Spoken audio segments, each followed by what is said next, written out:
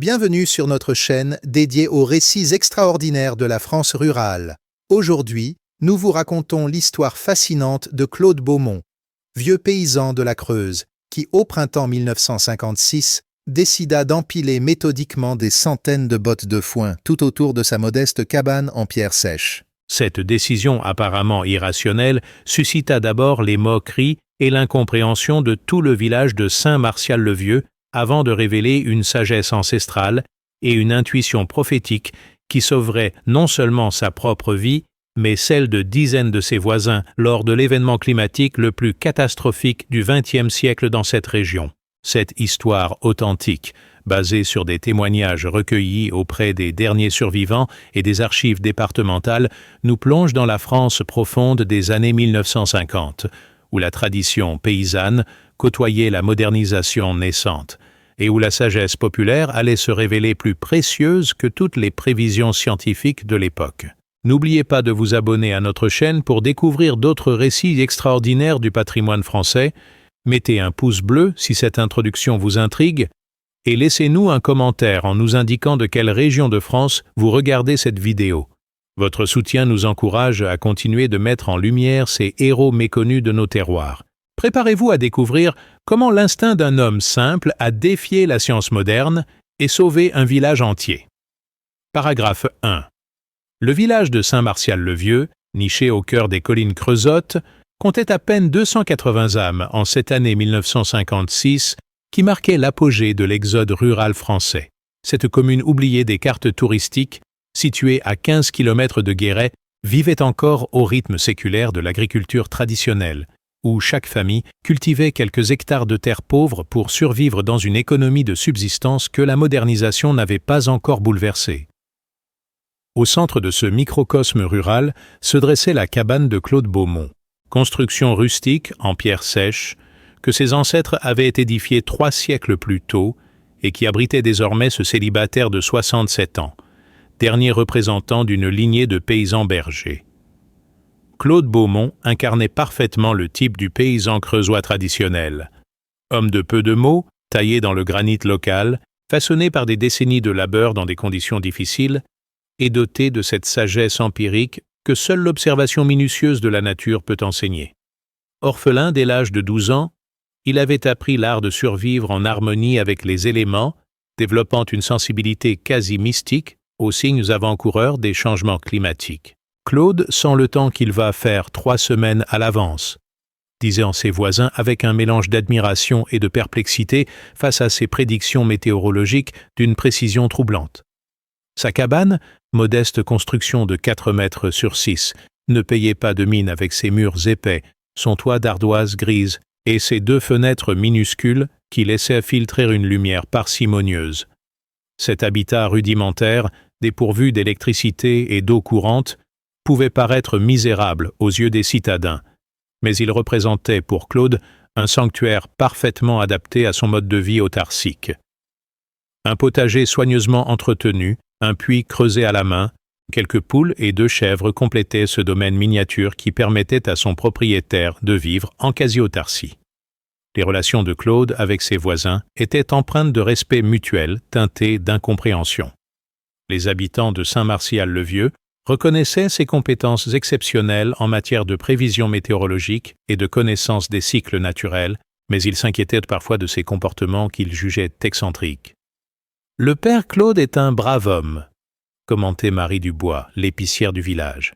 « Mais il a parfois des idées bizarres que personne ne comprend. » Cette réputation de sage excentrique allait bientôt prendre une dimension prophétique. L'hiver 1955-1956 avait été particulièrement rigoureux en Creuse, avec des températures records qui avaient gelé la terre sur plus d'1 mètre de profondeur. Mais c'est au printemps, quand la nature reprenait ses droits, que Claude commença à manifester des signes d'inquiétude que ses voisins attribuèrent d'abord aux séquelles du grand froid. Il scrutait le ciel avec une attention obsessionnelle, humait l'air du matin comme un chien de chasse, et surtout, il accumulait avec une fébrilité inexplicable toutes les bottes de foin qu'il pouvait se procurer dans la région. Cette accumulation de fourrage intriguait d'autant plus les villageois que Claude ne possédait que 2 chèvres qui ne justifiaient nullement un tel stockage. Dès le mois d'avril, il commença à négocier avec tous les éleveurs des environs pour racheter leurs excédents de foin de l'année précédente. « Qu'est-ce qui te prend, Claude ?» lui demandait François Moreau, gros éleveur du village. « Tu comptes nourrir tout un troupeau ?» Mais le vieil homme se contentait de répondre évasivement « On ne sait jamais ce qui peut arriver. Mieux vaut prévoir que guérir. » Cette prudence excessive commença à créer des tensions dans le village quand Claude proposa d'acheter non seulement le foin de l'année précédente, mais aussi une partie des réserves destinées à l'hiver suivant. Les éleveurs, inquiets de se retrouver en pénurie, refusèrent ces achats qu'ils jugeaient inconsidérés. « Le père Claude devient fou », murmurait-on dans les veillées. « Il veut nous ruiner pour satisfaire ses lubies. » Cette incompréhension mutuelle allait bientôt tourner à l'hostilité ouverte quand le vieil homme révéla ses véritables intentions. C'est au début du mois de mai 1956 que Claude stupéfia le village en commençant à empiler méthodiquement les bottes de foin qu'il avait accumulées tout autour de sa cabane. Cette construction apparemment irrationnelle défiait tous les usages agricoles traditionnels. Le foin, denrée précieuse, se conservait normalement dans des granges fermées à l'abri de l'humidité et des intempéries.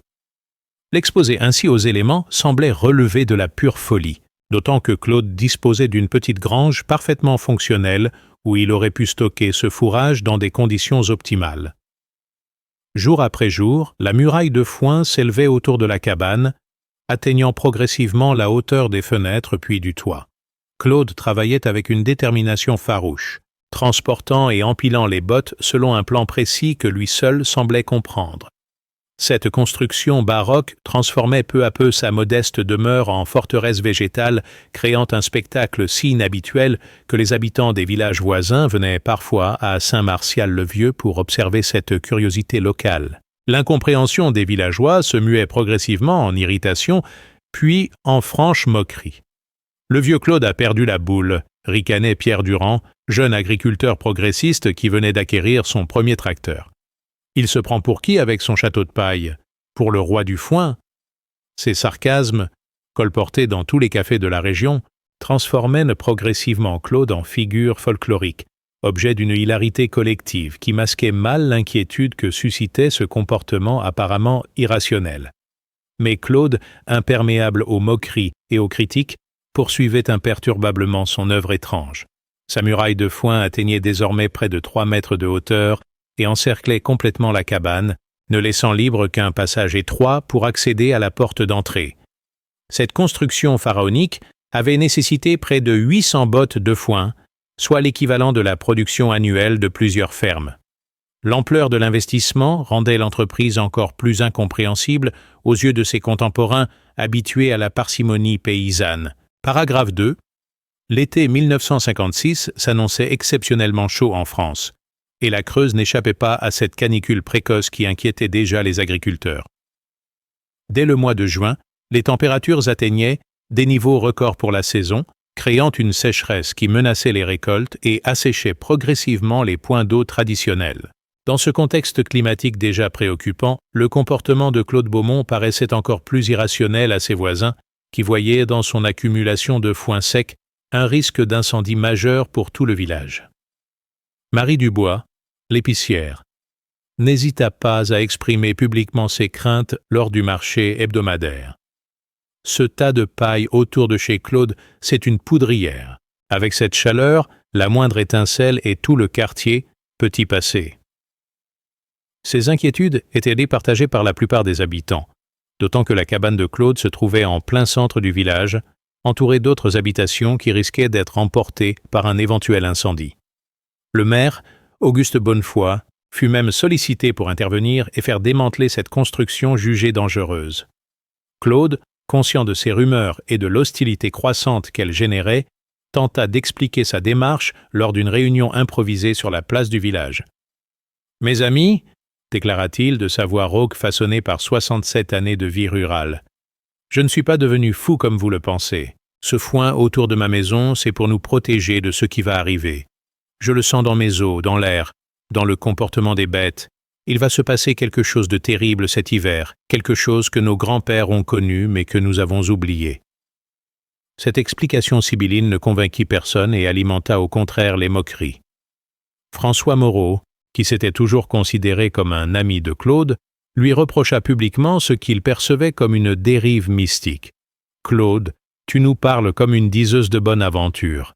Nous sommes en 1956, pas au Moyen Âge. La météorologie moderne nous prévient des tempêtes plusieurs jours à l'avance. Tes superstitions ne nous intéressent plus. » Cette confrontation entre tradition et modernité reflétait les mutations profondes que connaissait alors la société rurale française. Pourtant, Claude persistait dans ses préparatifs mystérieux.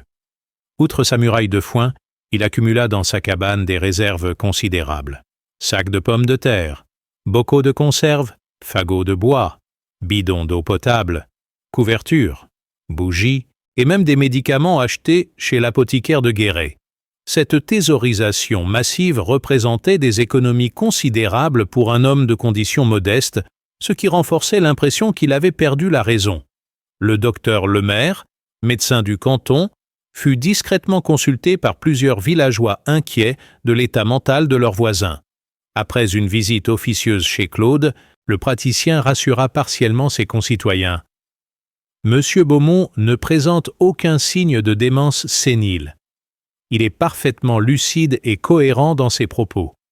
Simplement, il semble convaincu qu'un événement climatique majeur va survenir cet hiver. C'est peut-être de l'anxiété liée à l'âge ou bien une intuition basée sur son expérience de la nature. Dans tous les cas, ces préparatifs ne nuisent à personne. Cette caution médicale apaisa temporairement les tensions, mais ne dissipa pas l'incompréhension générale face au comportement de Claude. L'été caniculaire se poursuivait, confirmant apparemment les prévisions optimistes de Météo France qui annonçaient un automne doux et un hiver clément. « Vous voyez bien que le père Claude se trompe. » Y triomphait Pierre Durand. Il n'y aura pas de catastrophe climatique cette année. Ces prédictions de malheur sont ridicules. Ces certitudes météorologiques modernes contrastaient avec l'inquiétude persistante du vieil homme. Cependant, quelques observateurs attentifs commençaient à remarquer certains signes inhabituels que seule l'expérience paysanne permettait de déceler. Les hirondelles modifiaient leurs habitudes migratoires, certains animaux sauvages descendaient précocement des collines vers les vallées, et surtout, les anciens du village se souvenaient avoir déjà observé de tels phénomènes dans leur jeunesse, avant des hivers particulièrement rigoureux. Mais ces indices subtils n'étaient perceptibles qu'aux yeux exercés des vrais connaisseurs de la nature. Claude renforça encore ses préparatifs en septembre, en construisant une cheminée supplémentaire dans sa cabane et en aménageant un système de ventilation sophistiqué dans sa muraille de foin. Ces travaux, d'une technicité surprenante pour un homme réputé simple d'esprit, révélaient en réalité une connaissance approfondie des principes de l'isolation thermique et de la circulation de l'air. « Il sait ce qu'il fait », observait discrètement Jean Chavant, ancien instituteur à la retraite qui avait toujours respecté l'intelligence pratique de Claude. Les préparatifs du vieil homme incluaient également des provisions pour ses voisins immédiats, détail que la malveillance publique avait occulté.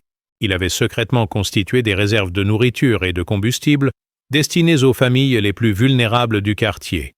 La veuve Marguerite Tomaso, qui vivait seule avec ses 3 petits-enfants, le couple Rousseau dont le mari était invalide de guerre, et la famille Jolivet qui comptait 6 jeunes enfants. Cette générosité discrète révélait que ses préoccupations dépassaient largement sa simple survie personnelle. À la fin du mois d'octobre, quand les premières gelées matinales annoncèrent l'arrivée de l'automne, Claude acheva ses préparatifs par une ultime précaution qui acheva de convaincre le village de sa folie. Il entreprit de creuser un puits de secours dans sa cave, expliquant à qui voulait l'entendre que l'eau courante pourrait ne plus couler cet hiver. Cette prédiction paraissait d'autant plus absurde que Saint-Martial-le-Vieux venait tout juste de bénéficier de l'installation d'un réseau d'eau potable moderne, fierté municipale que personne n'imaginait défaillante. Début novembre, la muraille de foin atteignait sa configuration définitive. 3,50 m de hauteur, 2 mètres d'épaisseur à la base, formant une enceinte parfaitement circulaire autour de la cabane avec un seul passage d'accès orienté vers le sud-est. Cette construction, d'une précision géométrique remarquable, témoignait d'une planification minutieuse que ses détracteurs attribuaient à une obsession maladive. Mais Claude, satisfait de son œuvre, se contentait de sourire énigmatiquement face au sarcasme. « Dans quelques semaines, vous comprendrez », répétait-il inlassablement. Paragraphe 3. Le mois de novembre 1956 se déroula dans une atmosphère de normalité trompeuse qui semblait donner raison aux sceptiques. Les températures restaient clémentes pour la saison, oscillant entre 8 et 15 degrés, et les bulletins météorologiques confirmaient les prévisions optimistes d'un automne prolongé et d'un hiver tardif. Cette douceur inhabituelle renforçait l'impression générale que Claude Beaumont s'était fourvoyé dans ses sombres prédictions, et les moqueries à son encontre redoublaient d'intensité. « Le prophète de malheur s'est trompé », plaisantait-on au Café de la Paix. « Son château de paille ne lui servira à rien. » Cependant, Claude observait avec une inquiétude croissante des signes que seule son expérience séculaire de la nature lui permettait d'interpréter. La migration des corbeaux s'effectuait avec un retard inhabituel. Les écureuils accumulent des provisions anormalement importantes, et surtout, ces chèvres manifestaient un comportement agité qu'il n'avait observé qu'avant les hivers les plus rigoureux de sa jeunesse. « Les bêtes ne mentent jamais », murmurait-il en scrutant le ciel d'un bleu trompeur. « Elles sentent ce que les hommes ont oublié de voir. » Le 28 novembre, un premier signe inquiétant confirma partiellement ses appréhensions. La température chuta brutalement de 15 degrés en quelques heures, passant de 12 degrés l'après-midi à 3 degrés au coucher du soleil. Cette variation thermique exceptionnelle, accompagnée de vents violents venus de l'Est, créa une atmosphère électrique que les météorologues officiels attribuèrent à une perturbation passagère venue de Sibérie. Mais pour Claude, ce refroidissement brutal marquait le début de l'événement qu'il redoutait depuis des mois. La nuit du 29 au 30 novembre apporta les premières chutes de neige, phénomène précoce mais pas exceptionnel pour la Creuse. Cependant, l'intensité et la persistance des précipitations dépassaient rapidement les prévisions météorologiques. En 12 heures, 20 cm de neige recouvrirent le village, paralysant les communications et surprenant une population qui n'avait pas encore sorti ses équipements d'hiver. Ce n'est qu'une giboulée précoce, rassurait le maire Bonnefoy. Dans quelques jours, tout sera rentré dans l'ordre. Mais les quelques jours se transformèrent en semaines d'enfer climatique. Le 1er décembre, un anticyclone sibérien d'une puissance inouïe s'installa durablement sur l'Europe occidentale, apportant avec lui des masses d'air polaire qui transformèrent la France en congélateur géant. Les températures plongèrent à des niveaux jamais enregistrés depuis 1709, atteignant 25 degrés ça en Creuse et restant négatives jour et nuit pendant des semaines entières. Cette vague de froid historique, que les météorologues baptiseraient plus tard l'hiver du siècle, prit totalement au dépourvu une société française qui croyait de tels phénomènes relégués au passé. À Saint-Partial-le-Vieux, la situation devint rapidement catastrophique. Les canalisations d'eau gelèrent dès le 2e jour, privant le village d'eau courante. Les lignes électriques, alourdies par le givre, s'affaissèrent et se rompirent, plongeant la commune dans l'obscurité. Les routes devinrent impraticables, coupant tout approvisionnement extérieur. En moins d'une semaine, ce village du XXIe siècle se retrouvait dans les conditions de survie du Moyen Âge, démuni face à la violence de la nature déchaînée. C'est dans ce contexte dramatique que la préparation minutieuse de Claude Beaumont révéla tout son génie. Sa cabane, protégée par sa muraille de foin, maintenait une température intérieure de 15 degrés grâce au pouvoir isolant exceptionnel de cette barrière végétale. Son puits de secours lui fournissait une eau potable abondante quand tous ses voisins devaient faire fondre de la neige. Ses réserves de nourriture et de combustible lui assuraient une autonomie complète pendant des mois. Soudain, l'excentrique du village devenait le mieux équipé pour affronter cette catastrophe climatique. Les premières demandes d'aide arrivèrent dès le 5 décembre. Marguerite Thomazeau, la veuve aux 3 petits-enfants, se présenta chez Claude avec ses petits affamés et transis de froid. Leur maison, mal isolée et privée de chauffage depuis la panne électrique, était devenue inhabitable. Claude les accueillit immédiatement dans sa cabane surchauffée, leur offrant gîte et couverts sans le moindre reproche sur les moqueries passées. « Il y a de la place pour tous ici », déclara-t-il simplement. « C'est pour cela que j'ai tout préparé. Cette générosité immédiate révéla la vraie nature des préparatifs de Claude. Il n'avait pas construit cette forteresse de foin pour lui seul, mais pour abriter et nourrir tous ceux qui auraient besoin d'aide pendant la catastrophe qu'il avait pressentie. Sa cabane de 4 mètres sur 6, aménagée avec ingéniosité, pouvait héberger une quinzaine de personnes dans des conditions décentes. Sa muraille de foin, en plus de son rôle isolant, constituait une réserve de combustible qui pourrait alimenter ses cheminées pendant tout l'hiver. Le 8 décembre, quand la famille Rousseau vint à son tour chercher refuge chez Claude, les moqueries du village se transformèrent en admiration silencieuse.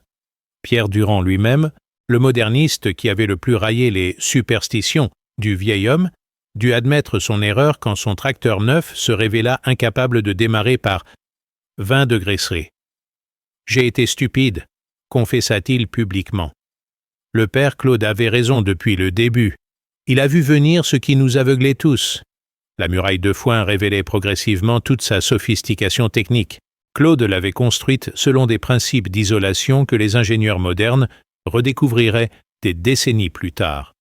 Double paroi avec lame d'air, orientation optimale pour capter la chaleur solaire, ventilation contrôlée pour éviter l'humidité et surtout épaisseur calculée pour résister au plus grand froid.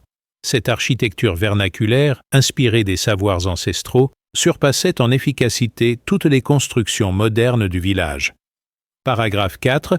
L'hiver 1956-1957 révéla progressivement toute l'ampleur de la catastrophe climatique qui frappait non seulement la Creuse, mais la France entière. Les températures restèrent négatives pendant 67 jours consécutifs, du 2 décembre au 6 février, établissant un record absolu qui ne serait jamais égalé par la suite. Cette persistance du froid polaire transforma le pays en véritable glaciaire, causant des dégâts considérables aux infrastructures et provoquant une crise énergétique sans précédent. À Paris même, la Seine gelait sur plusieurs centimètres d'épaisseur, spectacle que les Parisiens n'avaient pas vu depuis le terrible hiver de 1709. À Saint-Martial-le-Vieux, la cabane de Claude était devenue le centre névralgique de la survie villageoise. 15 personnes s'y entassaient désormais dans une promiscuité qui aurait été insupportable en temps normal, mais que les circonstances dramatiques rendaient acceptable, et même réconfortante. La muraille de foin, épaisse de 2 mètres, créait un microclimat tropical au cœur de l'Arctique creusois. Pendant que la température extérieure descendait d'à 28 degrés, l'intérieur de la cabane maintenait un constant 18 degrés grâce à l'isolation exceptionnelle de cette barrière végétale. L'organisation de cette micro-société de survie révéla les qualités de meneur de Claude que personne n'avait soupçonnées auparavant. Il répartit équitablement les tâches entre tous les réfugiés. Les hommes s'occupaient du rationnement du combustible et de l'entretien des feux, les femmes géraient la cuisine collective et l'hygiène, les enfants participaient selon leur capacité aux corvées quotidiennes. Cette discipline volontaire, acceptée par tous dans l'adversité, créait une solidarité exceptionnelle qui contrastait avec les tensions habituelles de la vie villageoise. Le système de chauffage conçu par Claude révélait un génie technique insoupçonné. Il avait aménagé 3 foyers distincts, reliés à un réseau de conduits qui distribuait la chaleur dans toute la cabane. Le combustible provenait directement de la muraille de foin. Chaque jour, on prélevait quelques bottes de la paroi intérieure, maintenant ainsi l'épaisseur isolante tout en alimentant les feux. Ce principe de chauffage autoconsommateur permettait une autonomie théorique de 6 mois, durée largement suffisante pour survivre au plus terrible des hivers. L'approvisionnement en eau révéla une autre facette du génie de Claude. Son puits de secours, creusé dans sa cave à 8 mètres de profondeur, atteignait une nappe phréatique qui ne gelait jamais même par les plus grands froids. Cette eau, remontée à la force des bras, était stockée dans des jarres en terre cuite qui la maintenaient à température ambiante. Pendant que tout le village devait faire fondre de la neige pour obtenir quelques litres d'eau saumâtre, les réfugiés de chez Claude disposaient d'eau potable fraîche et abondante. Les provisions accumulées par le vieil homme témoignaient d'une planification minutieuse qui prenait en compte tous les besoins d'un groupe en situation de survie. Pommes de terre stockées dans des silos à légumes, conserves de viande et de légumes, sacs de haricots secs, tonneaux de choucroute, fromages affinés, et même quelques bouteilles de gnôle pour le moral constituaient un garde-manger capable de nourrir 15 personnes pendant 4 mois. Cette abondance relative dans un contexte de pénurie généralisée faisait de la cabane de Claude un havre de civilisation au milieu du chaos. L'impact psychologique de cette préparation extraordinaire dépassait largement les aspects matériels. Pour les villageois habitués à dépendre des services modernes, électricité, eau courante, approvisionnement commercial, la découverte qu'un homme seul avait pu prévoir et organiser leur survie collective constituait une révélation bouleversante. « Claude nous a sauvé la vie », répétait inlassablement Marguerite Thomazeau. « Sans lui, mes petits-enfants seraient morts de froid ou de faim. Il a été notre providence. » Cette reconnaissance transformait radicalement l'image du vieil homme au sein de la communauté. Le 15 décembre, quand les équipes de secours départementales tentèrent une première reconnaissance des villages isolés, elles découvrirent à Saint-Martial-le-Vieux une situation qui défiait tous les pronostics catastrophiques. Alors que de nombreuses communes creusottes pleuraient des morts et comptaient leurs sinistrés par dizaines, le village de Claude ne déplorait aucune victime grave et ses habitants semblaient en relative bonne santé malgré les conditions extrêmes. Le chef de mission incrédule demanda des explications au maire Bonnefoy. Auguste Bonnefoy, homme fier qui avait pourtant longtemps moqué les superstitions de Claude, eut le courage de rendre hommage publiquement à celui qu'il avait mal jugé. « Messieurs les secouristes, si notre village a survécu à cette catastrophe, c'est grâce à un seul homme, Claude Beaumont. Il avait prévu cette tragédie des mois à l'avance et il a préparé notre salut à tous. Nous lui devons la vie. » Cette reconnaissance officielle marquait la réhabilitation définitive du prophète du malheur devenu héros local. La nouvelle de cette préparation extraordinaire se répandit rapidement dans tous les services de secours, puis dans la presse régionale, transformant Claude Beaumont en figure légendaire de la résistance paysanne face aux éléments. Des journalistes vinrent de Limoges, puis de Paris, pour interviewer cet homme exceptionnel qui avait défié les prévisions scientifiques et sauvé son village par la seule force de son intuition et de sa sagesse traditionnelle. « Comment avez-vous su » lui demandait-il invariablement. Claude répondait toujours avec la même simplicité. « J'ai écouté ce que la nature essayait de nous dire. Les anciens savaient ces choses-là. » Cette médiatisation naissante commençait à attirer l'attention des autorités nationales qui cherchaient à comprendre comment un simple paysan avait pu prévoir une catastrophe que tous les météorologues officiels avaient manqué. Des représentants de Météo France vinrent discrètement interroger Claude sur ses méthodes de prévision, espérant y découvrir des techniques traditionnelles oubliées qui pourraient enrichir la science moderne. Mais le vieil homme, peu loquace de nature, se contentait de répéter que les signes étaient là pour qui savait les voir. Cette reconnaissance progressive révélait l'émergence d'une prise de conscience collective. La modernisation et la technicisation de la société française n'avaient d'aucuns pas que des avantages. Elles avaient aussi fait perdre des savoirs ancestraux d'une valeur inestimable. L'intuition de Claude, forgée par des générations d'observation de la nature, avait surpassé tous les instruments scientifiques modernes. Cette leçon d'humilité marquait le début d'une réévaluation des connaissances traditionnelles dans la France de l'après-guerre. Paragraphe 5. Février 1957 marqua le tournant de cette tragédie climatique historique. Après 2 mois d'un froid sibérien implacable, les premières gelées matinales moins sévères annoncèrent timidement la fin du cauchemar. Mais le dégel, quand il arriva enfin, apporta ses propres catastrophes. La fonte massive de la neige accumulée provoqua des inondations dévastatrices dans toute la France, et les canalisations gelées éclatèrent partout, privant des millions de Français d'eau potable pendant des semaines supplémentaires. À Saint-Martial-le-Vieux, la cabane de Claude continuait à servir de refuge central pendant que le village pansait lentement ses plaies.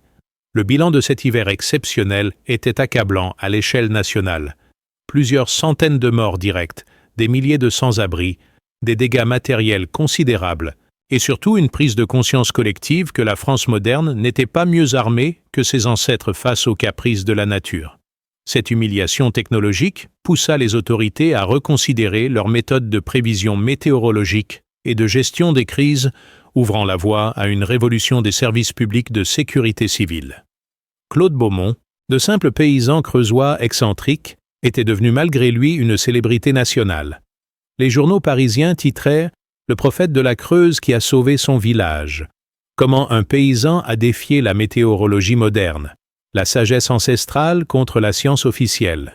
Cette notoriété médiatique embarrassait profondément le vieil homme qui n'avait jamais recherché les honneurs et préférait retourner à sa vie simple dès que possible. Tout ce bruit pour avoir fait ce qui me paraissait naturel, murmurait-il face aux sollicitations incessantes des journalistes. Cependant, cette reconnaissance publique apportait aussi des compensations concrètes inattendues. Le ministère de l'Agriculture, désireux de capitaliser sur cette réussite exceptionnelle, proposa à Claude de devenir conseiller officieux pour l'amélioration des prévisions météorologiques rurales.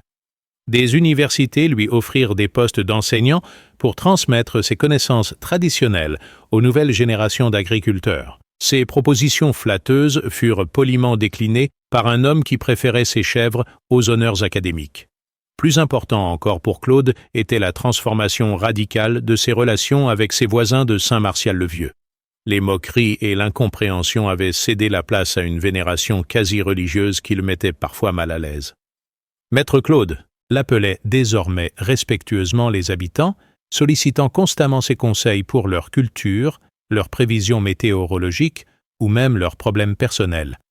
Cette mutation du statut social révélait comment une catastrophe pouvait bouleverser complètement les hiérarchies établies dans une communauté rurale.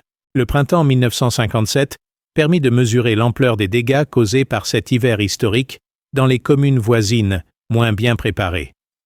Le village de Saint-Cyr-de-Favières avait perdu 3 habitants, morts de froid dans leurs habitations mal chauffées.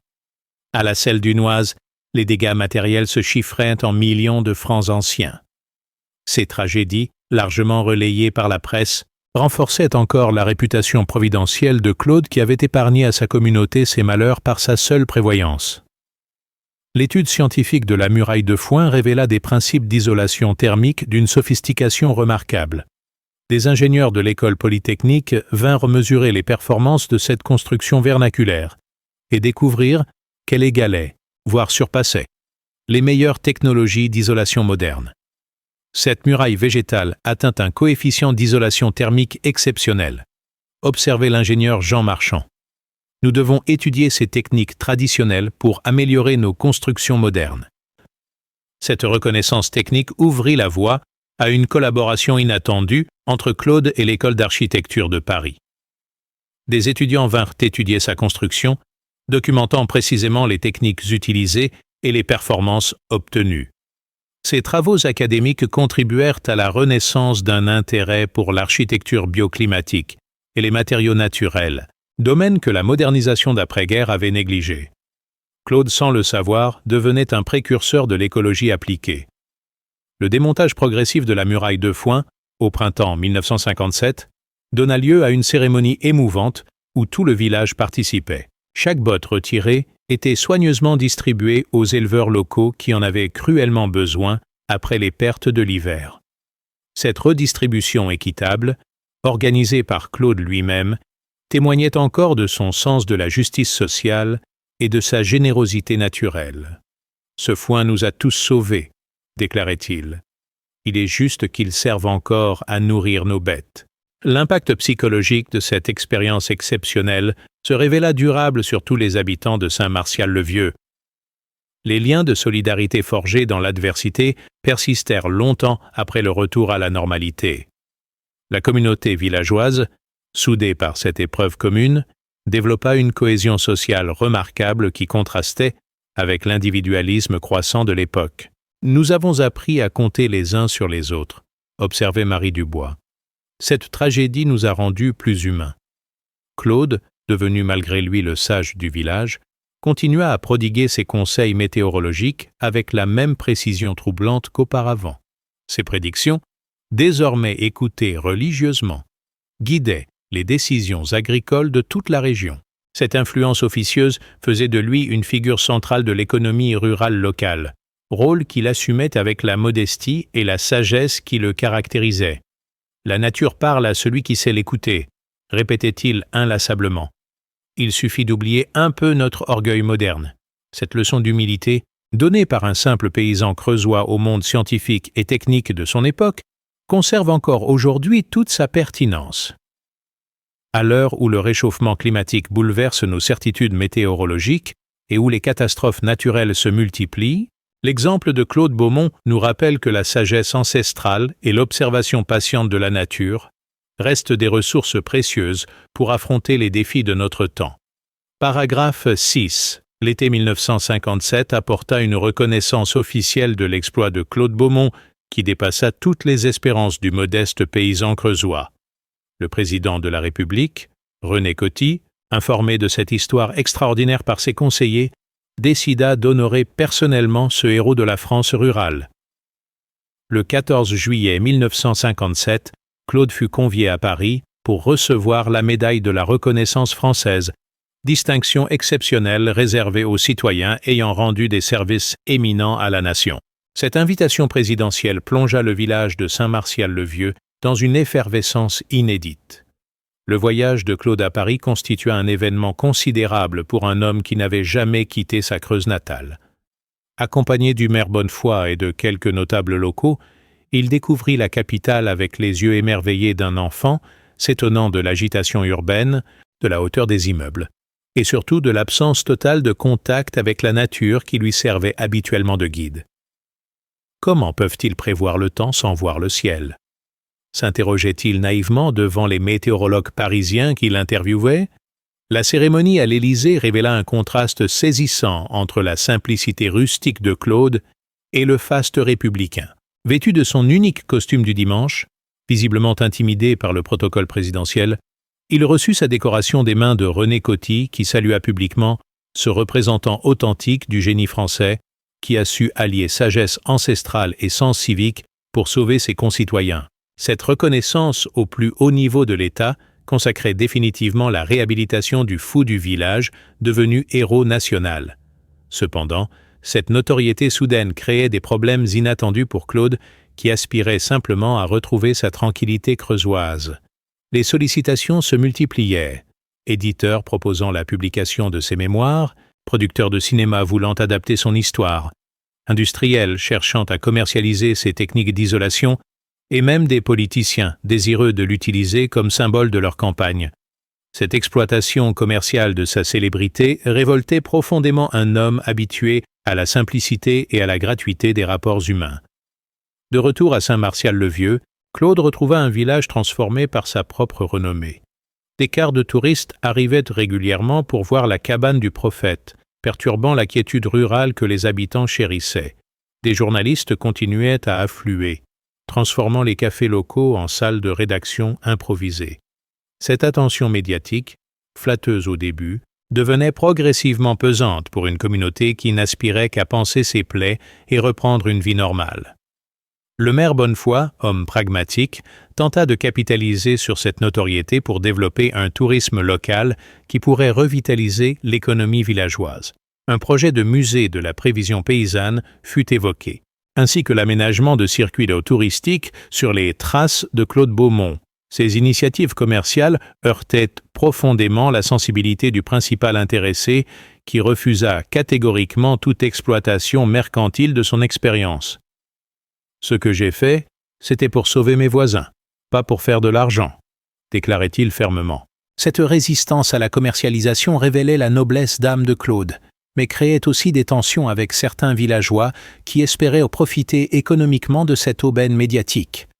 Marie Dubois, l'épicière, avait agrandi son commerce en prévision de l'affluence touristique. François Moreau proposait des visites payantes de sa ferme, sauvée par Claude Beaumont. Ces initiatives privées, légitimes du point de vue commercial, choquaient un homme pour qui la solidarité communautaire ne devait jamais être monnayée. L'influence de Claude dépassait désormais largement les frontières de sa commune pour s'étendre à toute la région. Les agriculteurs creusois venaient régulièrement solliciter ses conseils météorologiques, créant une véritable consultation officieuse qui remplaçait parfois les prévisions officielles. Cette autorité morale basée sur la reconnaissance de ses compétences exceptionnelles faisait de lui une figure centrale de la société rurale locale. Cependant, Claude assumait cette responsabilité avec prudence, conscient que ses prédictions pouvaient influencer des décisions économiques importantes. L'hiver 1957-1958 très surveillé après la catastrophe précédente, permit à Claude de confirmer ses capacités prédictives. Il annonça dès septembre un hiver normal mais tardif. Prédiction qui se révéla exacte quand les premières neiges n'arrivèrent qu'en janvier. Cette nouvelle réussite renforça encore sa réputation, mais aussi la pression qui pesait sur lui. « Les gens attendent de moi que je devine l'avenir », confiait-il à son ami Jean Chavant. « Mais je ne fais qu'observer ce que nos ancêtres savaient déjà voir. » La correspondance de Claude, devenue volumineuse, révélait l'impact national de son histoire. Des agriculteurs de toute la France lui écrivaient pour demander des conseils, des chercheurs sollicitaient ses connaissances traditionnelles, des écrivains voulaient recueillir ses témoignages. Cette fonction de sage consultatif national dépassait largement les capacités et les ambitions d'un simple paysan qui préférait ses chèvres aux débats intellectuels. Claude répondait néanmoins consciencieusement à chaque sollicitation, considérant que sa sagesse appartenait à la communauté. L'impact scientifique de l'expérience de Claude commençait également à se faire sentir dans les instituts de recherche. Météo France créa un département de prévision traditionnelle chargé d'étudier les méthodes ancestrales de prédiction climatique. L'Institut national de la recherche agronomique lança un programme de collecte des savoirs paysans menacés de disparition. Ces initiatives académiques, directement inspirées par l'exemple de Claude, marquaient une révolution dans l'approche scientifique de la météorologie et de l'agriculture. Cette reconnaissance institutionnelle culmina avec la création, en 1958, de la chaire Claude Beaumont à l'École d'agriculture de Limoges, poste d'enseignement dédié à la transmission des savoirs ruraux traditionnels. Cette consécration universitaire d'un homme sans diplôme illustrait parfaitement l'évolution des mentalités. La société française commençait à comprendre que la modernisation ne devait pas se faire au détriment des connaissances ancestrales, mais en symbiose avec elles. Paragraphe 7. L'automne 1958 marqua un tournant décisif dans la vie de Claude Beaumont quand il prit la décision surprenante de transmettre officiellement ses connaissances aux générations futures. À 69 ans, conscient que sa sagesse ancestrale risquait de disparaître avec lui, il accepta finalement la proposition de l'École d'agriculture de Limoges de devenir conseiller pédagogique pour l'enseignement des sciences paysannes traditionnelles. Cette décision, mûrement réfléchie, révélait une évolution remarquable chez un homme qui avait toujours fui les honneurs et préféré l'ombre à la lumière médiatique. Sa première conférence publique, donnée devant un amphithéâtre bondé d'étudiants, de professeurs et de journalistes, constitua un événement mémorable dans l'histoire de l'enseignement agricole français. Claude, visiblement intimidé par cet auditoire savant, commença par ces mots simples qui resteraient gravés dans toutes les mémoires. « Mes amis, je ne sais ni lire ni écrire couramment, mais la nature m'a enseigné des choses que vos livres ne contiennent pas. Si je peux vous transmettre un peu de cette sagesse, alors ma longue vie aura servi à quelque chose. » Cette humilité touchante conquit immédiatement un public habitué aux discours académiques pontifiants. L'enseignement de Claude révolutionna les méthodes pédagogiques de l'école d'agriculture. Au lieu de cours magistraux en amphithéâtre, il organisait des classes de terrain où les étudiants apprenaient à observer les signes naturels, comportement des animaux, aspect de la végétation, formation des nuages, direction des vents. Ces leçons de choses, inspirées des méthodes d'apprentissage ancestrales, redonnaient aux futurs agriculteurs le contact direct avec la nature que l'enseignement théorique moderne leur avait fait perdre. Sa méthode d'observation météorologique, codifiée pour la première fois grâce à la collaboration de scientifiques de Météo France, révéla une sophistication insoupçonnée. Claude avait développé un système complexe de corrélation entre des dizaines d'indicateurs naturels, couleur du ciel au coucher du soleil, intensité du chant des oiseaux, comportement des insectes, humidité du sol, direction des vents dominants. Cette grille d'analyse, transmise oralement pendant des générations, égalait en complexité les modèles mathématiques modernes de prévision climatique. L'impact de cet enseignement dépassa rapidement le cadre agricole pour influencer d'autres disciplines. Des géographes vinrent étudier ces méthodes d'analyse du paysage, des ethnologues documentèrent ces connaissances traditionnelles, des architectes s'inspirèrent de ces techniques de construction bioclimatique. Cette interdisciplinarité spontanée autour de la figure de Claude illustrait la richesse des savoirs populaires et leur pertinence pour la société moderne. Cependant, cette nouvelle notoriété pédagogique créait aussi des tensions avec certains enseignants traditionnels qui voyaient d'un mauvais œil cette valorisation des méthodes empiriques au détriment de l'enseignement scientifique classique. On ne peut pas remplacer la science par des superstitions paysannes, protestait le professeur Duchemin, spécialiste de climatologie. Ces résistances académiques révélaient les difficultés d'intégration entre savoir populaire et connaissances universitaires dans la France de la fin des années 1950. La publication en 1959 du livre La sagesse de la Terre, enseignement de Claude Beaumont, rencontra un succès considérable qui surprit autant son auteur que ses éditeurs. Cet ouvrage, transcription fidèle de ses enseignements oraux, touchait un public bien plus large que les seuls agriculteurs, citadins en quête de retour à la nature, intellectuels s'interrogeant sur les méfaits de la modernisation, simples curieux fascinés par cette sagesse ancestrale. En 6 mois, le livre se vendit à plus de 100 000 exemplaires, performance remarquable pour un ouvrage technique. Ce succès éditorial amplifia encore la renommée de Claude au-delà des frontières françaises. Des traductions furent rapidement publiées en allemand, en anglais et même en japonais, pays où les traditions agricoles ancestrales conservaient encore une forte influence. Cette diffusion internationale révélait l'universalité des préoccupations liées à la préservation des savoirs traditionnels face à la modernisation accélérée de l'agriculture mondiale. L'influence de Claude se manifestait également dans l'évolution des politiques publiques agricoles. Le ministère de l'Agriculture, inspiré par ces méthodes, lança en 1959 un vaste programme de collecte des savoirs paysans auprès des anciens agriculteurs français.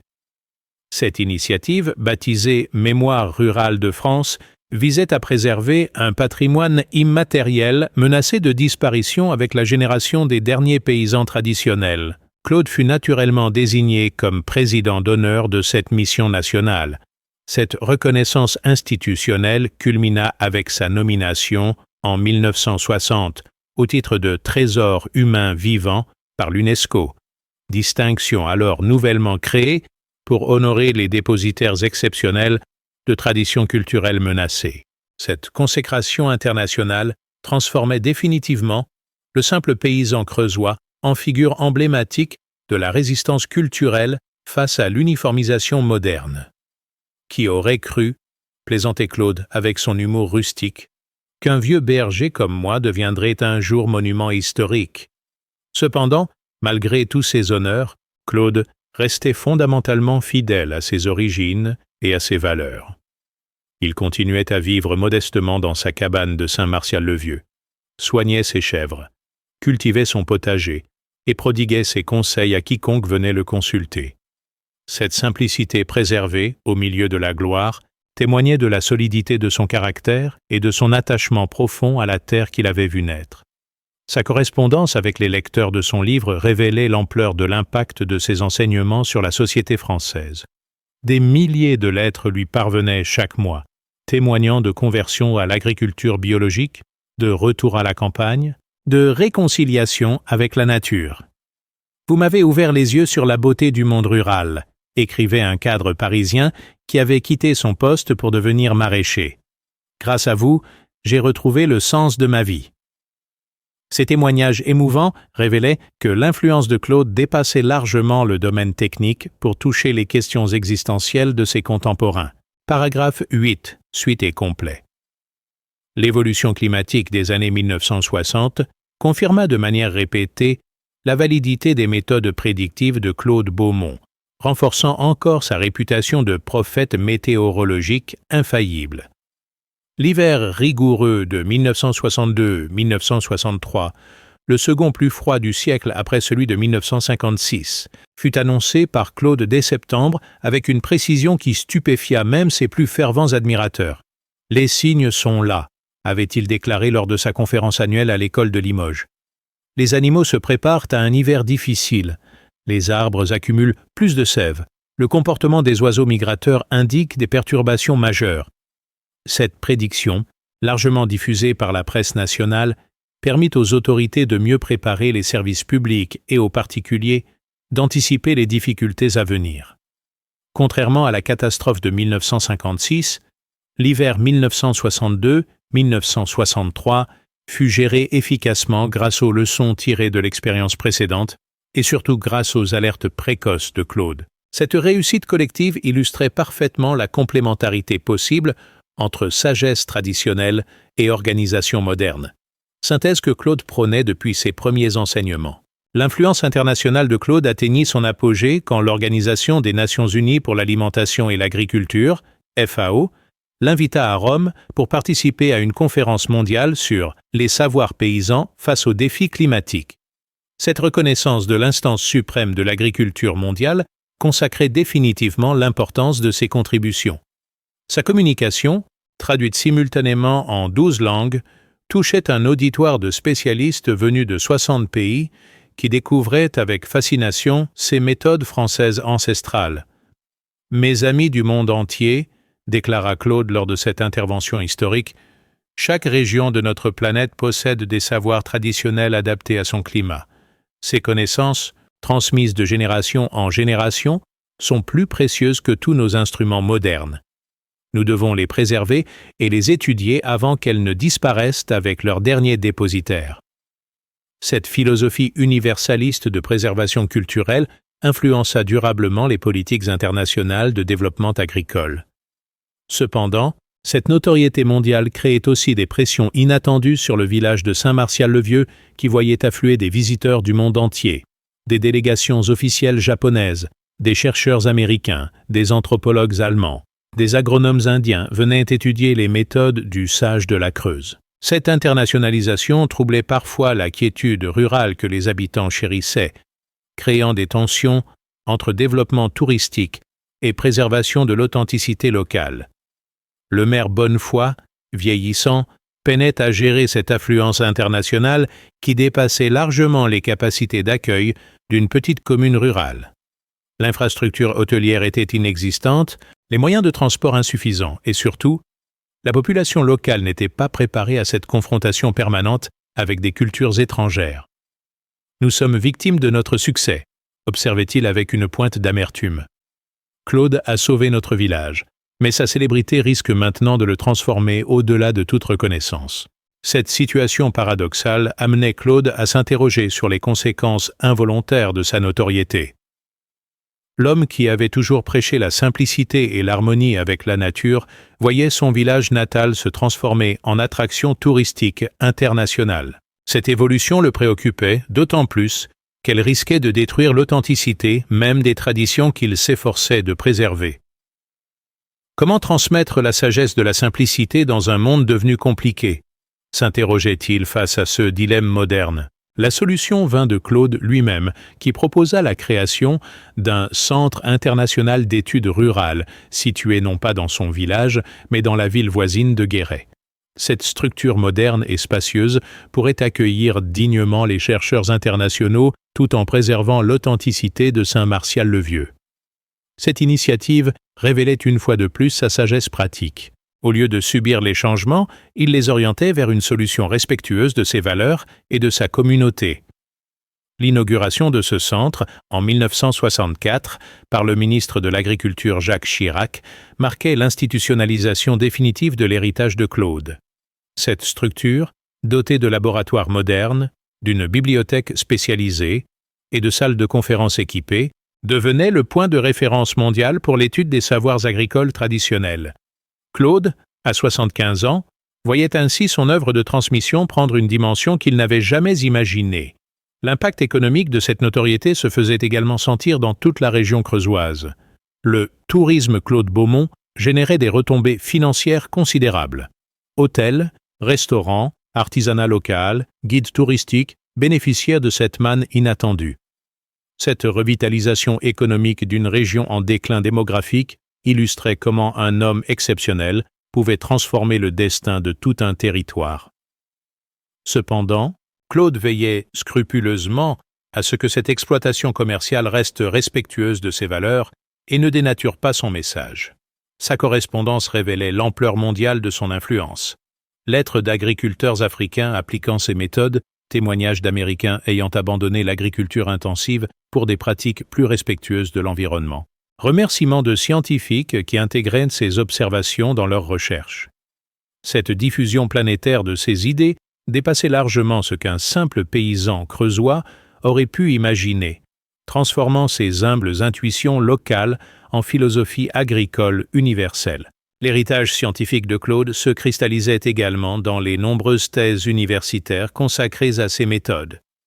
Des étudiants du monde entier venaient analyser ces techniques, les confronter aux connaissances modernes et proposer des synthèses innovantes entre tradition et modernité. Cette fécondité académique prouvait que la sagesse paysanne pouvait nourrir la recherche scientifique la plus avancée, réconciliant enfin empirisme traditionnel et méthodes expérimentales contemporaines.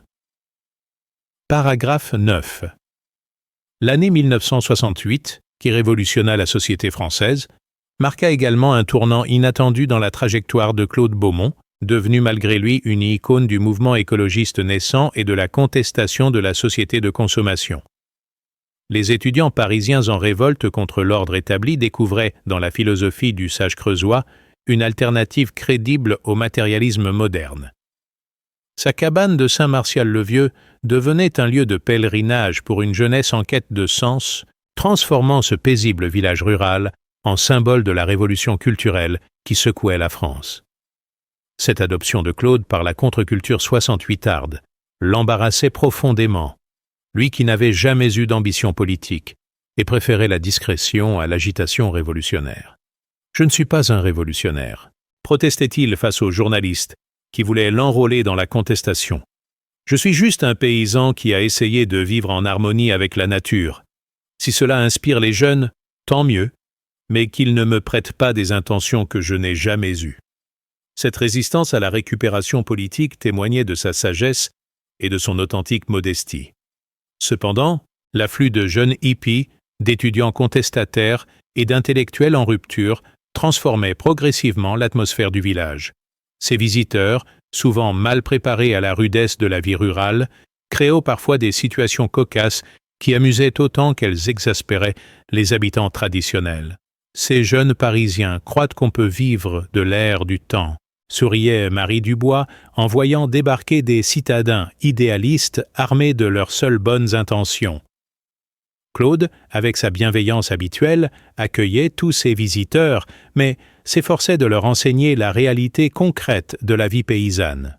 « Mes enfants, leur disait-il, retourner à la terre, c'est très bien, mais il faut d'abord apprendre à travailler la terre.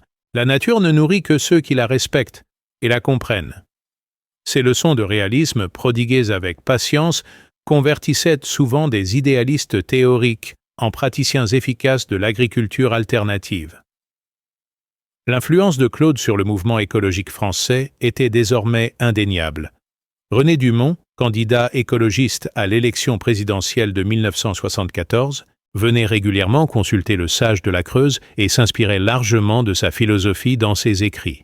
Claude Beaumont incarne l'écologie avant la lettre, déclarait-il publiquement. Il nous montre qu'on peut vivre mieux avec moins, en harmonie avec les rythmes naturels. Cette caution morale renforçait la légitimité naissante du mouvement écologique français. La publication, en 1970, de « Lettres à mes petits-enfants », recueil de réflexions de Claude sur l'avenir de l'humanité, connut un succès encore plus grand que ses ouvrages précédents. Ce livre, écrit dans un style simple et profondément humain, touchait un public bien plus large que les seuls spécialistes agricoles. Ses méditations sur les dangers de la modernisation excessive, ses mises en garde contre la destruction de l'environnement, ses appels à retrouver une relation respectueuse avec la nature, rencontraient un écho considérable dans une société française qui commençait à s'interroger sur les conséquences de son développement industriel. « Mes chers petits-enfants », écrivait Claude dans la préface de ce livre testament, « je vous lègue un monde abîmé par la cupidité et l'ignorance de ma génération. Mais je vous lègue aussi des traditions millénaires qui peuvent vous aider à le réparer. Écoutez la terre, elle vous dira comment guérir ses blessures. Respectez les anciens, ils gardent des secrets que vos machines ne connaissent pas. Et surtout, n'oubliez jamais que la vraie richesse, c'est de savoir vivre simplement et heureux. L'impact international de cette publication fut considérable. Traduit dans une quinzaine de langues, ce livre inspirait des mouvements écologiques dans le monde entier. Des communautés alternatives s'inspiraient de ses conseils pour créer des modes de vie durables. Des politiciens citaient ses réflexions dans leurs discours sur l'environnement. Des scientifiques trouvaient dans sa sagesse paysanne des pistes pour leurs recherches sur l'écologie. Cette diffusion planétaire transformait définitivement le modeste paysan creusois en penseur d'envergure mondiale. Cependant, cette notoriété planétaire accentuait aussi les contradictions de sa situation personnelle. Comment concilier aspiration à la simplicité et célébrité internationale? Comment préserver l'authenticité de ses enseignements face aux tentatives de récupération commerciale ou politique? Ces questions tourmentaient Claude, qui voyait parfois ses paroles déformées ou instrumentalisées à des fins qu'il désapprouvait. « La vérité est simple », soupirait-il, « mais les hommes la compliquent toujours. » L'âge commençait également à peser sur ce homme exceptionnel qui approchait de ses 80 ans. Ses forces déclinaient progressivement, l'obligeant à réduire ses activités publiques et à se recentrer sur l'essentiel. La transmission de son savoir au dernier disciple direct, qui pourrait perpétuer fidèlement ses enseignements. Cette période de bilan existentiel le ramenait vers ses racines creusottes et vers les préoccupations simples qui avaient toujours guidé sa vie. Le choix de ses héritiers spirituels préoccupait particulièrement Claude, qui savait que la préservation de ses méthodes dépendait de la qualité de cette transmission. Il sélectionna soigneusement une dizaine d'anciens étudiants qui avaient démontré non seulement leur maîtrise technique, mais surtout leur attachement aux valeurs de simplicité, de générosité et de respect de la nature qui fondaient sa philosophie. Ces gardiens de la tradition Claude Beaumont recevraient la mission sacrée de maintenir vivant son héritage. Cette préparation de sa succession révélait une fois de plus la sagesse pratique de Claude. Conscient que les hommes exceptionnels ne peuvent transmettre leur génie qu'en préparant minutieusement leur succession, il organisait méthodiquement la pérennisation de son œuvre. Cette planification de l'après-Claude témoignait de son sens des responsabilités envers la communauté qui lui avait fait confiance et envers l'humanité qui bénéficiait de ses enseignements. L'établissement du testament spirituel de Claude Beaumont, document rédigé avec l'aide de juristes mais dans son langage simple et direct, codifiait définitivement ses volontés concernant l'usage de son héritage intellectuel. Ce texte, d'une profondeur philosophique remarquable malgré sa simplicité apparente, constituait le couronnement d'une vie consacrée au service de ses semblables et à la préservation des valeurs essentielles de l'humanité. Paragraphe 10. Le 15 novembre 1975, par un matin brumeux d'automne creusois, Claude Beaumont s'éteignit paisiblement dans sa cabane de Saint-Martial-le-Vieux, entouré de quelques proches et fidèle jusqu'au bout à sa philosophie de simplicité. Sa mort, annoncée dans la soirée par la radio nationale, provoqua une émotion considérable dans la France entière et bien au-delà de nos frontières. Cet homme qui avait commencé sa notoriété par une muraille de foin terminait sa vie en laissant un héritage intellectuel et moral d'une richesse inestimable, transformant à jamais notre rapport à la nature et à la sagesse traditionnelle. Les obsèques de Claude, célébrées 3 jours plus tard dans l'église de Saint-Martial-le-Vieux, rassemblèrent une foule extraordinaire qui débordait largement la capacité du petit édifice roman. Ministres et paysans, scientifiques et artisans, intellectuels parisiens et bergers creusois se côtoyaient dans un même recueillement, témoignant de l'universalité de l'impact de ce homme exceptionnel. Cette diversité sociologique reflétait parfaitement la capacité de Claude à réconcilier les contraires et à rassembler autour de valeurs communes des mondes habituellement séparés. L'oraison funèbre prononcée par l'abbé Giraud, qu'il avait connu depuis l'enfance, résuma parfaitement l'essence de cette vie extraordinaire. Claude Beaumont nous quitte, mais il nous laisse un enseignement éternel. La sagesse ne réside pas dans la complexité des systèmes modernes, mais dans l'observation patiente et respectueuse de la nature. Il nous a rappelé que la vraie science consiste à écouter humblement les leçons que le monde nous prodigue depuis des millénaires. Ces paroles simples mais profondes touchaient au cœur du message de Claude. L'héritage matériel du sage se révéla d'une modestie qui étonna même ses proches. Sa fortune personnelle se résumait à sa cabane, quelques hectares de terre, ses chèvres bien-aimées et une somme d'argent dérisoire sur son compte postal. Cette pauvreté volontaire contrastait avec l'immense richesse intellectuelle qu'il léguait à l'humanité, illustrant parfaitement sa philosophie de vie basée sur la primauté des valeurs spirituelles sur les biens matériels. Cependant, son testament moral, rédigé avec soin dans les dernières années de sa vie, révélait une générosité extraordinaire envers sa communauté et envers la société tout entière. Il léguait sa cabane à la commune pour en faire un musée de la vie paysanne traditionnelle, ses terres aux jeunes agriculteurs locaux désireux de pratiquer une agriculture respectueuse de l'environnement, et surtout, il confiait ses archives personnelles à la fondation qui portait son nom pour que ces méthodes continuent à être étudiées et transmises. L'impact de sa disparition se mesura immédiatement à l'affluence de témoignages venus du monde entier. L'UNESCO lui rendit un hommage solennel, saluant un gardien irremplaçable des savoirs traditionnels de l'humanité. L'Académie d'agriculture de France créa un prix annuel portant son nom pour récompenser les recherches sur les méthodes paysannes ancestrales. Ces honneurs posthumes consacraient définitivement la stature internationale du modeste paysan creusois. Sa philosophie continua à inspirer les mouvements écologiques naissants des années 1970 et 1980. Les premiers partis verts européens se réclamaient ouvertement de son héritage, citant ses écrits dans leurs programmes politiques. Des communautés alternatives s'installaient en Creuse pour perpétuer ces méthodes de vie simples et respectueuses de l'environnement. Cette postérité politique et sociale dépassait largement ce que Claude avait pu imaginer de son vivant. L'évolution climatique des décennies suivantes donna une actualité dramatique aux préoccupations environnementales de Claude. Le réchauffement climatique, les catastrophes naturelles répétées, la dégradation de l'environnement planétaire confirmaient tragiquement ses mises en garde précoces contre les dangers de l'industrialisation excessive. Ses écrits, relus à la lumière de ces crises écologiques, révélaient une prescience remarquable qui renforçait encore son autorité morale posthume.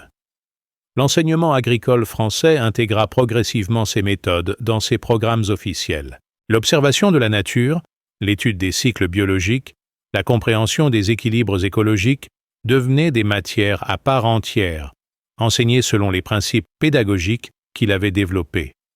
Cette institutionnalisation de sa pensée garantissait la transmission de son savoir aux générations futures d'agriculteurs. Le Centre international d'études rurales de Guéret devint rapidement une référence mondiale pour la recherche sur les savoirs traditionnels. Des chercheurs venus des 5 continents y étudiaient non seulement les méthodes de Claude, mais aussi l'ensemble des techniques paysannes menacées de disparition. Cette extension de sa mission initiale témoignait de la fécondité de son approche et de sa capacité à inspirer des démarches de recherche innovantes. Sa cabane, transformée en musée selon ses volontés, attirait chaque année des milliers de visiteurs venus découvrir le mode de vie de ce homme exceptionnel. Cette mémorialisation respectueuse préservait l'authenticité des lieux tout en permettant la transmission de son message aux nouvelles générations.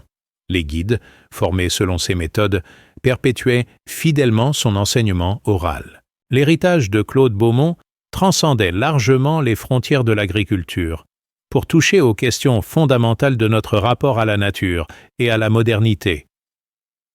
Son exemple nous enseigne qu'il est possible de concilier progrès et tradition, science et sagesse populaire, développement et respect de l'environnement. Cette leçon, plus que jamais d'actualité face aux défis climatiques contemporains, fait de lui un précurseur visionnaire dont l'influence continue à grandir avec le temps. Aujourd'hui encore, quand les météorologues se trompent et que la nature nous surprend par ses caprices, on entend parfois dans les campagnes creusottes « Le père Claude, lui, il l'aurait prévu ». Cette phrase, répétée avec un mélange de nostalgie et d'admiration, résume parfaitement l'héritage de cet homme extraordinaire qui avait su transformer la sagesse ancestrale en prophétie moderne, sauvant son village par sa clairvoyance et léguant à l'humanité un trésor de connaissances d'une valeur inestimable.